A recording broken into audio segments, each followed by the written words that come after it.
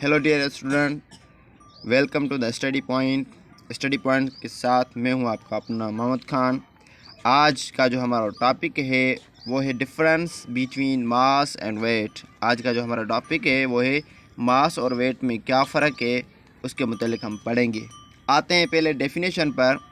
मास की जो डेफिनेशन है वो है mass is the quantity of matter in a body regardless of its volume of any force acting on it।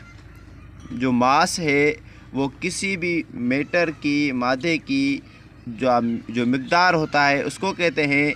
उसमें जो उसका वॉल्यूम होता है और उस पे जो फोर्स अप्लाई होता है किसी भी मैटर पे, किसी भी सब्सटेंस पे, उसके बगैर जो उसका प्योर क्वांटिटी होती है उसको मास कहते हैं। आते हैं डेफिनेशन वेट की। वेट की डेफिनेशन क्या होती है? Weight is a measurement of the gravitational force acting on an object. जो वेट है वो है किसी भी ऑब्जेक्ट पे जो ग्रेविटेशनल जो फोर्स होता है, कशिश शक्ल का जो फोर्स होता है उस पे एक्ट करता है, उसको हम कहते हैं कि वो वेट है। आते हैं इस पे। ये जो एक्चुअल इसका मास है, ये पेन है, इसका एक्चुअल अपना मास है। ये क्या है? ये मास उसको कहेंगे। लेकिन ये जो उसको ग्रेविटेशनल अट्रैक्शन हो रही है, ये फोर्स पुट रहा है, ये गिर रहा है, इसका भी अपना क्वांटिटी होती है, इसको हम कहते हैं वेट। ये वेट के हिसाब से ये गिर रहा है, ये उसकी डेफिनेशन।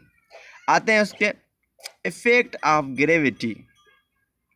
मास पे ग्रेविटी का क्या इफ़ेक्ट होता है? Mass is always constant at any place. Mass जो होता है हमेशा के लिए कांस्टेंट होता है, वो किसी भी प्लेस में चला जाए, चाहे स्पेस में चला जाए, चाहे मून पे, चांद पे चला जाए। आते हैं इसका ही मैं मिसाल दूंगा कि ये पेन है, अगर ये स्पेस में हम इसको छोड़ देंगे, ये भले उड़ती रहे बलून की तरह, लेकिन इसका जो मास होगा ये वही होगा। मतलब ये पेन है ना, इसकी यही इसका यही मास है, अपना क्वांटिटी ऑफ मैटर। ठीक है, ये इसका सब्सटेंस ये है ना, ये इसका सेम ही रहेगा। लेकिन अगर हम मास पे बात करेंगे, इस पे ग्रेविटी का क्या इफेक्ट होगा? The weight of an object depends on the gravity at that place.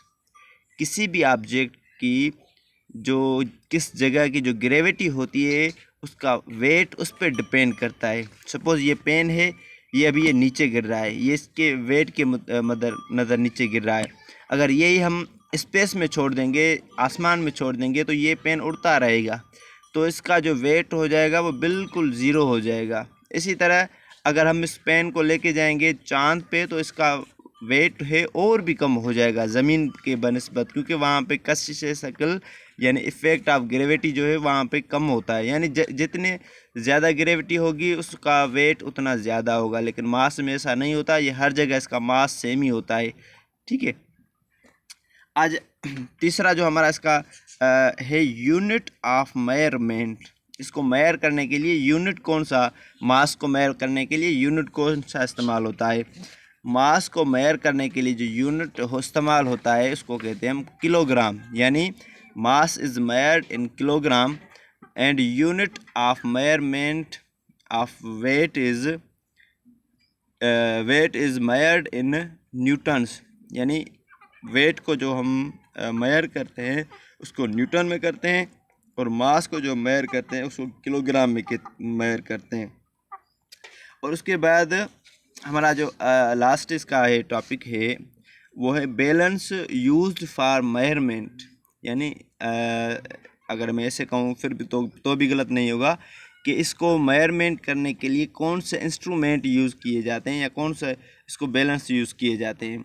Mass is measured using a pan balance, ठीक है, अ ट्रिपल बीम बैलेंस और इलेक्ट्रॉन बैलेंस। मतलब ये तीन किस्म के इसको मेजर करने के लिए होते हैं। ज़्यादातर ये जो होते हैं ना तकरीबन एक तराजी की तरह होते हैं, ऐसे इस तरफ,